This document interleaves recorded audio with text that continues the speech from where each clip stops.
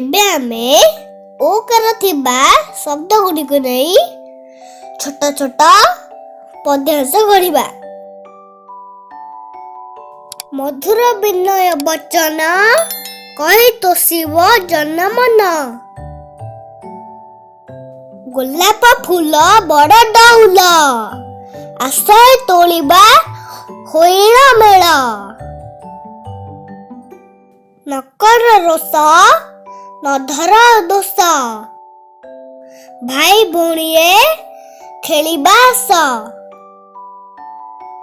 ମଧୁର ବିନୟ ବଚନ କହି ତୋଷିବ ଜନମନ।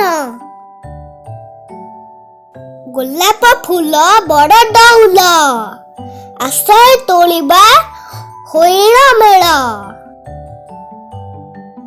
ନକର ରୋଷ ନଧର ଦୋଷ ଭାଇ ଭଉଣୀଏ ଖେଳିବା ଆସ।